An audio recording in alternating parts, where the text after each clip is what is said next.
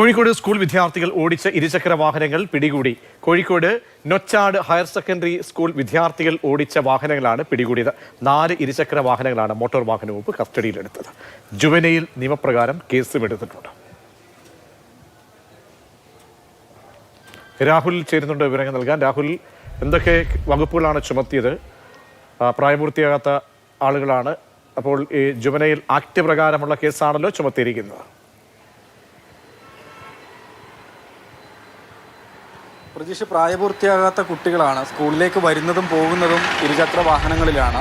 കഴിഞ്ഞ ബുധനാഴ്ച കൂത്താളിയിൽ സമീപ പ്രദേശത്ത് തന്നെയുള്ള Koothali vocational higher secondary school ഗ്രൗണ്ടിൽ ഒരു 16 വയസ്സുകാരൻ അതിസാഹസികമായ വിധത്തിൽ കാർ ഓടിക്കുന്നൊരു സംഭവം ഉണ്ടായിരുന്നു. ഇതിന് പിന്നാലെ മോട്ടോർ വാഹന വകുപ്പ് പരിശോധന കർശനമാക്കിയതാണ്. അങ്ങനെ ഇന്ന് മഫ്തിയിലെത്തിയ ഉദ്യോഗസ്ഥരാണ് നൊച്ചാട് ഹയർ സെക്കൻഡറി സ്കൂൾ പരിസരത്ത് പരിശോധന നടത്തിയത്. 4 വിദ്യാർത്ഥികളാണ് ഇവിധത്തിൽ ഇരുചക്ര വാഹനങ്ങളിൽ എത്തിയിരുന്നത്. തുടർന്ന് വാഹനങ്ങൾ കസ്റ്റഡിയിലെടുത്തിട്ടുണ്ട്. ജുവനൈൽ നിയമപ്രകാരമാണ്. കടുത്ത നടപടികളാണ് മോട്ടോർ വാഹന വകുപ്പ് സ്വീകരിച്ചിട്ടുള്ളത്.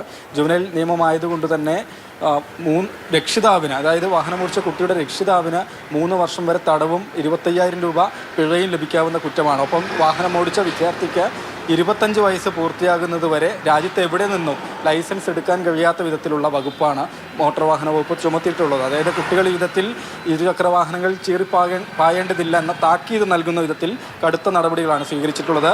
ഈ വാഹനങ്ങൾ പേരാമ്പ്ര പോലീസ് സ്റ്റേഷൻ വളപ്പിലേക്ക് മാറ്റുകയും ചെയ്തിട്ടുണ്ട്. ഒപ്പം കുട്ടികൾ വാഹനങ്ങൾ കൊണ്ടുവന്ന് സമീപത്തുള്ള വീട്ടിൻ്റെ പരിസരത്ത് നിർത്തിയിടുകയാണെങ്കിൽ അറിയിക്കണമെന്ന് വീട്ടുകാരോട് മോട്ടോർ വാഹന വകുപ്പ് ആവശ്യപ്പെടുകയും തന്നെ ചെയ്തിട്ടുണ്ട്. ഒപ്പം തന്നെ സമീപത്തുള്ളൊരു കോളേജിലും മോട്ടോർ വാഹന വകുപ്പിൻ്റെ പരിശോധന ഇന്ന് നടന്നിരുന്നു.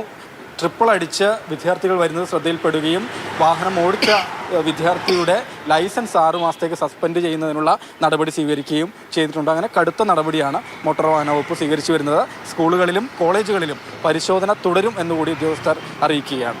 രജിഷ്. ശരി, രാഹുലാണ് വിവരങ്ങൾ നൽകി.